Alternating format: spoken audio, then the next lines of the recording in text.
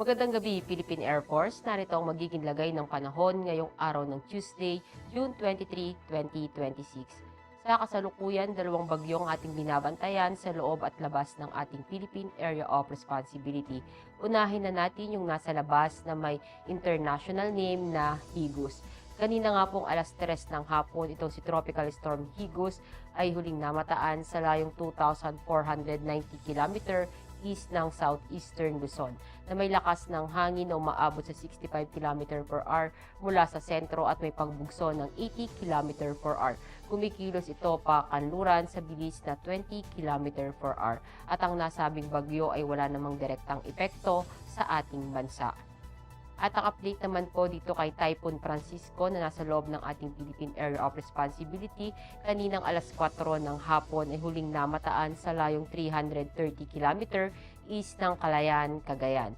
May lakas ng hangin na umaabot sa 175 km per hour mula sa sentro at may pagbugso ng 215 km per hour.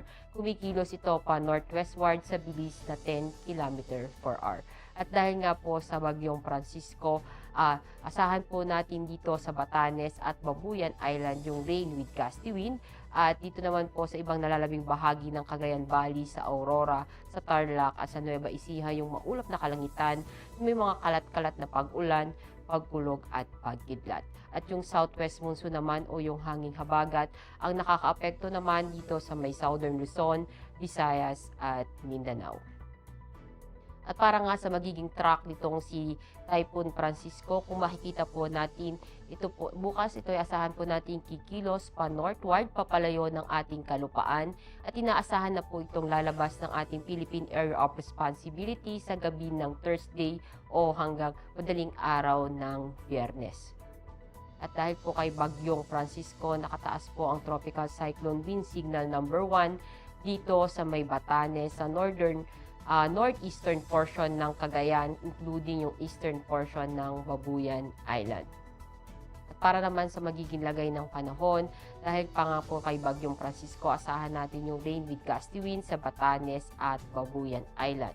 Kung nalabing bahagi naman ng Cagayan Valley, dito sa Aurora, sa Tarlac at Nueva Ecija, yung maulap na kalangitan na may mga kalat-kalat na pag-ulan, pagkulog at pagkidlat. At dahil naman sa southwest monsoon yung habagat, asahan din natin dito sa may Metro Manila, sa Calabarzon, sa Mimaropa, sa Bicol Region, ibang nalalabing bahagi ng Central Luzon, maging dito sa Western Visayas, sa Negros Island Region, at Central Visayas yung maulap na kalangitan na may mga kalat-kalat na pag-ulan, pagkulog at pagkidlat. At ibang nalalabing bahagi naman ng Luzon at ibang nalalabing bahagi ng Visayas, asahan naman natin yung bahagyang maulap hanggang maulap na kalangitan na may mga pulupulong pag-ulan, pagkulog at pagkidlat.